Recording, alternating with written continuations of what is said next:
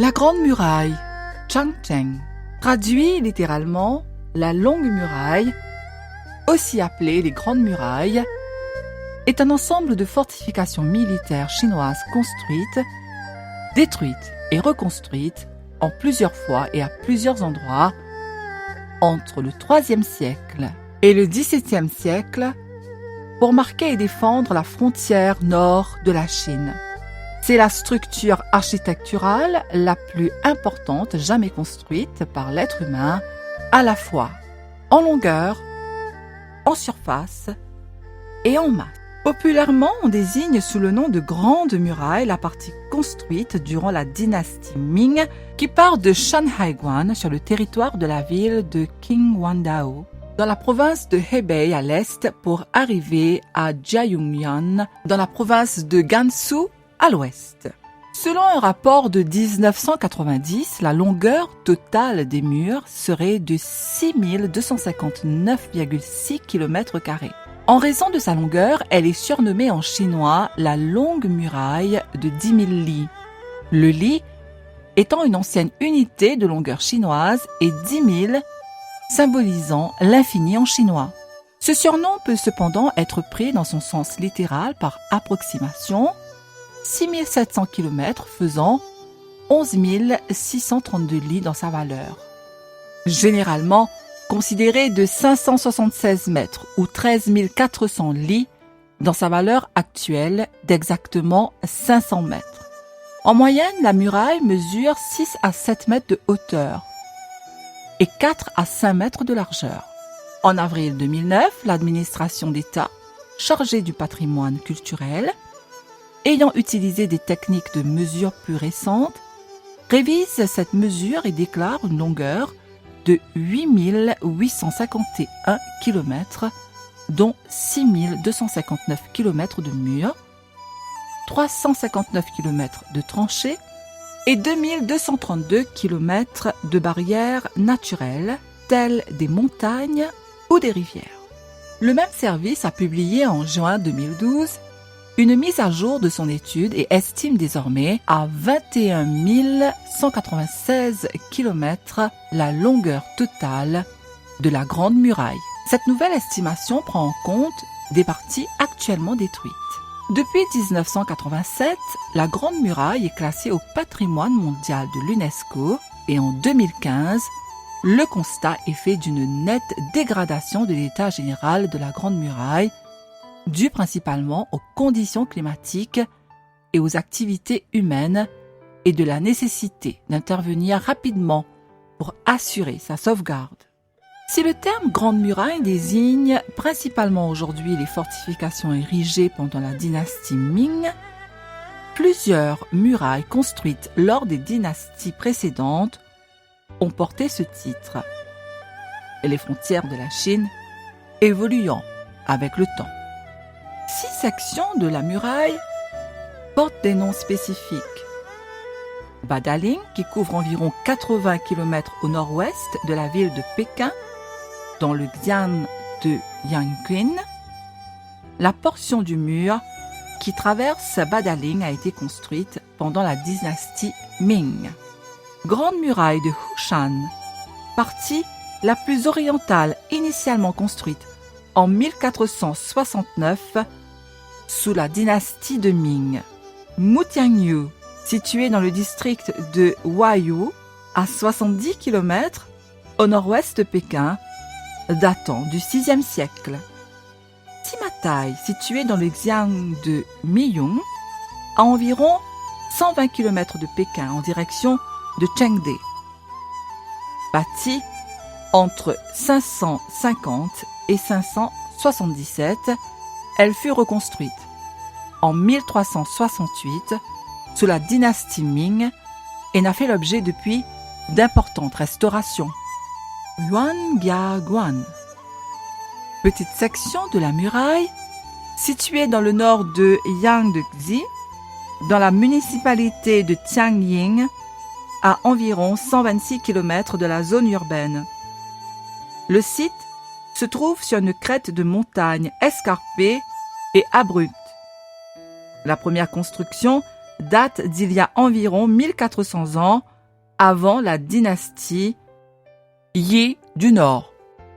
Yingshangling, section de 10 km située à 120 km au nord-est de Pékin et à une dizaine de kilomètres au sud-est du col de la province de Hebei. Elle a été construite en 1570 sous la dynastie Ming. Traditionnellement, on divise l'histoire de la construction de la Grande Muraille en deux parties.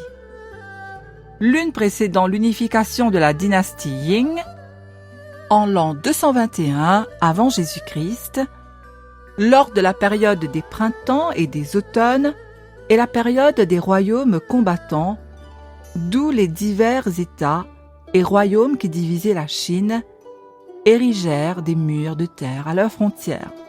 L'autre, débutant lors de l'unification de la dynastie Ying, où l'empereur Ying Shi Huang commence la construction d'un grand mur de 10 000 lieues de long à la frontière nord.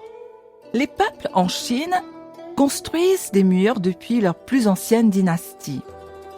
Les murs de Erligang, construits près de la ville actuelle de Zhengzhou, au début de la dynastie Shang, fait près de 7 km de circonférence et s'élève toujours de nos jours, en certains endroits, à plus de 10 mètres de haut. Au 8e siècle, début de la période dite des printemps et des automnes, la Chine suit un système féodal. Le territoire est divisé en une centaine d'États dirigés par des princes, en théorie, tous réunis sous l'égide des rois de la dynastie Xu.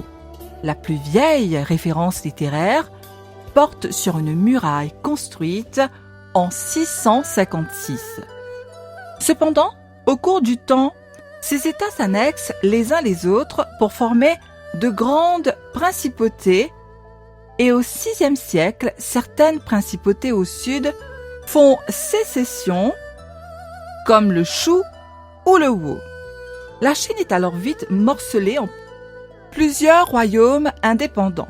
Vers cette époque, divers États entreprennent alors la construction de murailles pour se protéger de leurs voisins ou d'autres tribus. La technique utilisée pour dresser ces murailles est celle de la terre tassée. Ceux-ci profitèrent des caractéristiques particulières du sol jusqu'à devenir l'équivalent en dureté de la pierre une fois tassée. Pressées entre deux planches, les couches de terre de quelques centimètres sont tassées les unes au-dessus des autres. Une fois les planches retirées, elles laissent un mur de terre compressé et très dur. Cette méthode permet de dresser rapidement des murs solides, pouvant résister aisément plusieurs siècles, voire des millénaires. Après que la dynastie Ying ait unifié l'empire, le général Meng Tian fut envoyé au nord avec 300 000 hommes pour défendre leur territoire. Il conquit le Henan et construisit une grande muraille en se servant des avantages topographiques. Il construisit des forteresses au défilé. La muraille partait de Lintao pour arriver à Liaodong sur plus de 10 000 li et traversait le fleuve Jaune pour arriver à Yangshan. Après que le Yin ait conquis les 6 royaumes, l'empereur envoya le général Meng Tian avec 100 000 hommes au nord pour encore une fois défendre leur territoire. Il captura le Henan et construisit des défenses autour du fleuve Jaune. Il construisit 44 villes fortifiées pour surveiller le fleuve et des soldats furent mis en garnison à la frontière. Il utilisa les montagnes, les falaises, les torrents et les vallées.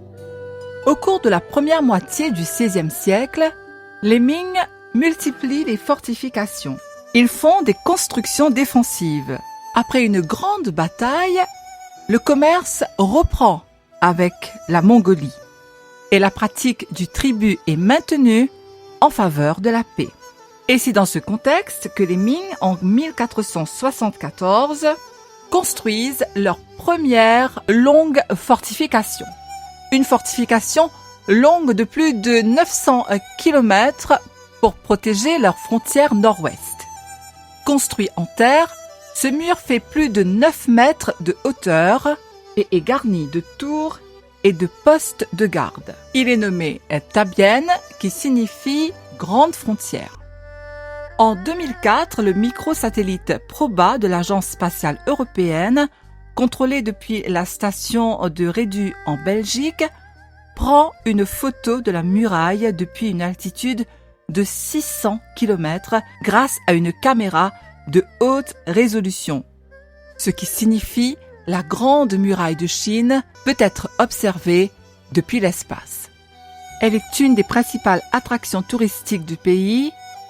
Environ 10 millions de personnes visitent la Muraille de Chine chaque année. Les endroits les plus fréquentés sont les passes de Badaling, Mutiangyu, Simatai, le fort de Yongyuan et le fort de Shanhaiguan.